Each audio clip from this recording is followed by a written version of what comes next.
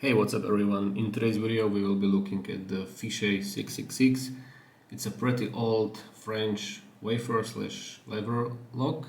It's at least 60 years old, as far as I know, but it's still very secure and it has a very intricate mechanism. So let's take a look at it. So as I mentioned, this is a dual two-side wafer. Let's call it the wafer lock. Let's take a look at the key. We can see a typical bitting on both sides, and the parts of the key that interact with the wafers are actually the flat parts of the bitting. So here we have 1, 2 and 3. Now on the other side we have actually 4 of these, so there's 4 in here, 3, there's 2 and 1. Okay, so 4 wafers on one side and 3 wafers on the other side. So that's the key. And for the plug itself and the mechanism, I decided that I will leave the plug partially assembled, so we'll go through the various parts that this plug consists of. Okay, so first the housing. We can see a typical French lock housing, and inside we have 2 channels for a sidebar. And one more interesting thing I would like to show you, and I will talk about it a little later, are these 2 cutouts. Hopefully you can see them. There's one here on the bottom and second one here on the top, because these are important when picking this lock. I will explain. Okay, so let's take a look at the plug itself. So at first glance we can see that on this side we have 4 wafers and on the other side we have 3. Okay, so how do this work? If you insert the key, I'll try to do it carefully. It's not actually the smoothest operation since this lock is so old. You can see that the key is pushing on them and they are basically moving right and left, and until this thing makes its way towards the end, and then they line up. And what happens is that this metal rod at the top, the one I'm lifting right now, this is the one of the sidebars, can sink into the plug, and the whole plug can rotate. Okay, so how does this happen? Let's extract the key slowly and take a look at the various parts. Okay, so I already showed you that we have this first sidebar here. It's just a metal rod. This is the part that actually is responsible for preventing the lock from turning. Okay, so this thing directly interacts with the housing and the grooves inside of it. So let's put that aside, and now we can see more stuff, more sidebars. So first we have to remove these cradles or saddles. These are 2 pieces that are identical, look like this. You can see this groove where the actual blocking sidebar rests, and these 2 contact points on the bottom left and bottom right. And these 2 contact points come into contact with the other 2 sidebars. So let me just remove these 2 pieces, and now, I don't know, it's not probably visible, but now it will be. Look, there's 1 and there's 2. There's 2 additional sidebars in here. So these basically mediate the state of the wafers, if they are set or if they are not set. And they look identical. They are identical, in fact. Let me remove them. Okay, so, oops, it's just a piece of metal basically, nothing too exciting about it. So finally we have the wafers exposed from the top. And now I'll show you that when I insert the key, these wafers can and will expose their true gate upon full insertion. Okay, let's find a nice angle. Okay, so I will just pull it a little out, and please take a look at this channel on the top. Okay, because this is the one where the true gates get exposed. Click. Okay, so now we have a new groove in here that is created from the true gates on the wafers, and one of these sidebars can sink inside, and by doing that it allows the actual blocking sidebar, the metal rod, to sink deeper into the block, and the lock will open. Now you may ask, what's the point of the other sidebar then? Because as you can see, there are no true gates in here, there are no gates at all.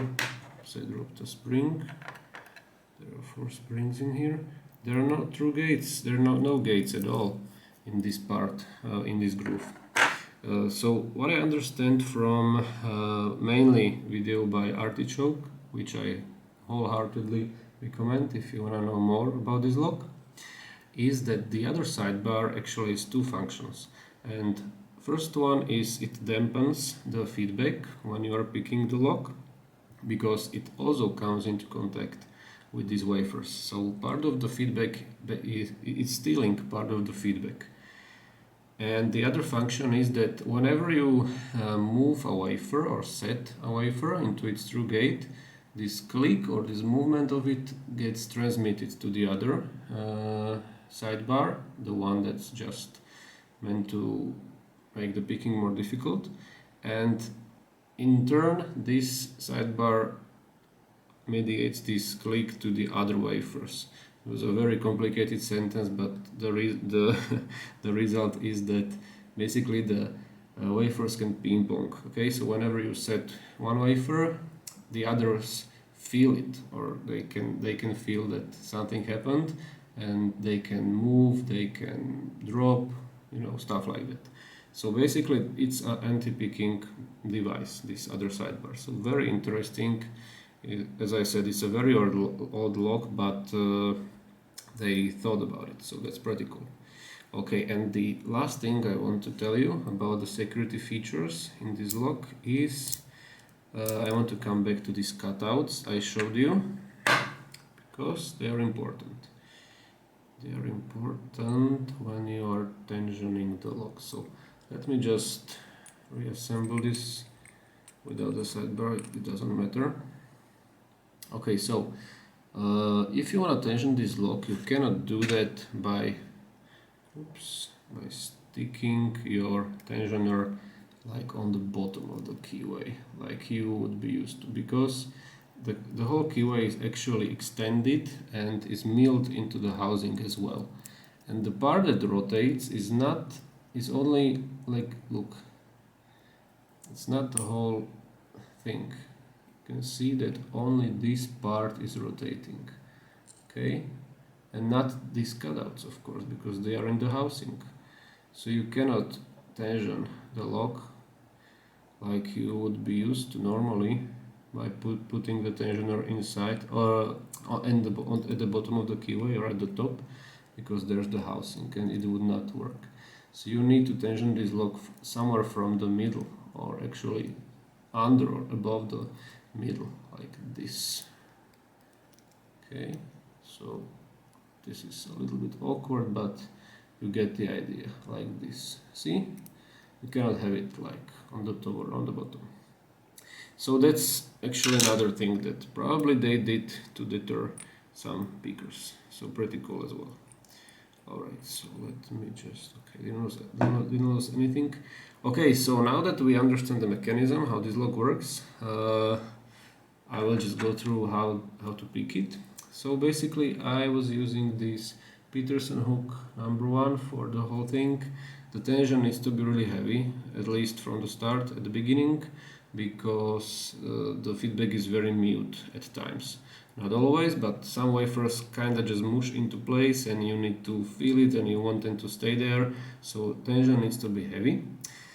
And for picking, I actually orientated the keyway like upside down, not upside down, but in the up down direction. So I was lifting and pushing down on the wafers. And basically what are you doing is you just go inside and push. See how it moves? Push on a wafer until you hear a click or until you feel something give. And then you can also test if you're in the true gate by doing the jiggle test. So a wafer that is set will have a slight amount of jiggle. A wafer that is not binding at all will have a lots of travel and a springy feeling. And a wafer that is binding will be completely solid and not moving at all. So couple of notes. You want to make sure that you only touch the wafers that are actually not moving. Don't try to like preset stuff that did not work for me. Don't try to, I don't know, force some binding. I was not successful with this strategy. So what I did was that I just followed the binding order strictly. I had some drops of the wafers, but still in the end I was able to pick it. Okay, so that's probably one thing to note. And the other thing that was also mentioned in Artichoke's video is to try to tension the lock in both directions, because in one direction more force will be applied to the sidebar that is actually in contact with the gates and you will get more feedback. If you go the other side or in the other direction, you will get worse feedback because there will be more force applied to the sidebar that does not come in contact with gates and is there just to dampen the feedback. Okay, so that's probably another thing to note. All right, so that was pretty long, I guess, but I wanted to be thorough, so hopefully everything is clear. If not, please leave a question in comments. I will be happy to answer, and let's get to picking. Okay, let's go. So keywords. Gonna apply some counterclockwise tension, pretty heavy, and start with the top levers. Okay, I lifted one just a little so I get some clearance in order to set one on the bottom, which is binding. Okay, click there. Feels like it's good now. Now one on the top, tiny click there, two, little click there as well, three is binding, set him, again no sound but just a change of resistance.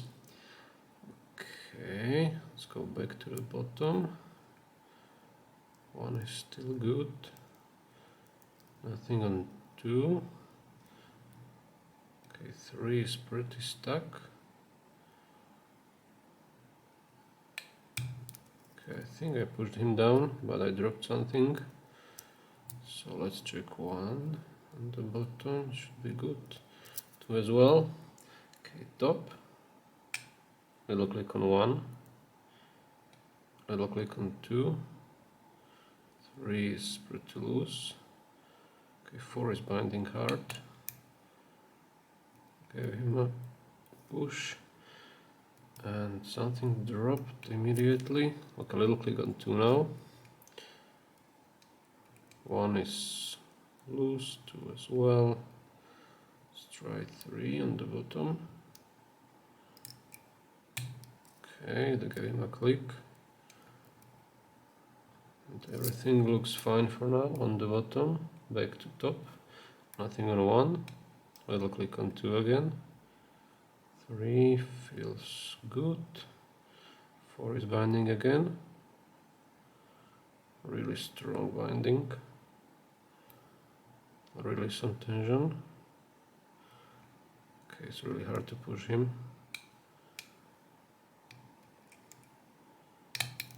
Okay, I set him, but I dropped some stuff. We'll see what it was. Okay, let's check bottom first. 1 is good, 2 is good, 3, little click there, 1 on the top, nothing, 2 maybe a little click, 3 actually, okay, I gave him a little tiny click, 4 is good, not sure about 3 on the top, I will come back to him I guess. Click on 1, 2 feels loose, 3, I think he's set. Okay, let's go back to the top. Okay, I don't like 3, let's try to push 3.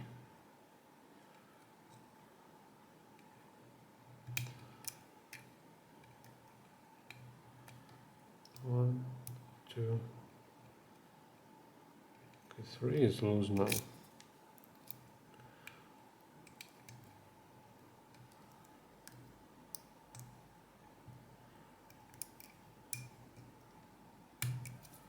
Okay, pushed 3 on the bottom again.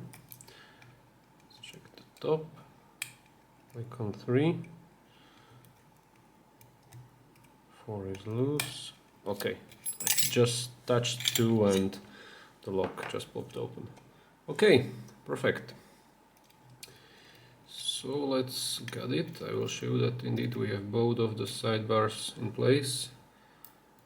And get this over with. Okay. I think I can switch to automatic focus now. Can I do it? Hopefully. Okay, so first I need to undo these 2 screws. Of course I did not prepare the screwdriver. This might or might not work. Okay. They're coming off. This would be nice as well.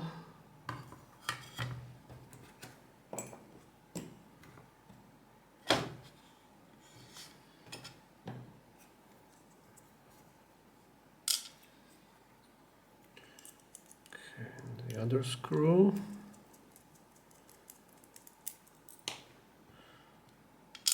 Okay, now this 3D printed cover goes off, and some parts from the back, like this metal ring and these 2, I don't know, parts that looks like they were split by force in order to be able to slide this core out. So let's do that.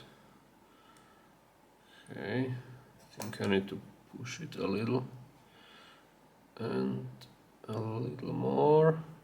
Okay, now just I need to catch this sidebar. Alright, so we have the housing free. Okay, now here we have the whole plug, and there's the so-called blocking sidebar. So let's place him here. Here we have our 2 other sidebars. Can I somehow remove it? Okay, actually I need to first remove these, I guess. Okay, these 2 saddles. Alright. And we have both of these sidebars in place, as you can see. So first remove the one on the right. I think this is the one that actually interacts with the gates, with the levers or wafers. And this is the other one, the dampening one. Okay, and there are 4 springs in these 4 positions, as you can see, but I'm not gonna remove them. Okay, so Here we have 3 levers on this side. Here we have 4. So everything is in place, or was during the picking process. And yeah, so that's it. That's Fichet 666. Really cool lock for such an old lock, honestly, and pretty secure as well.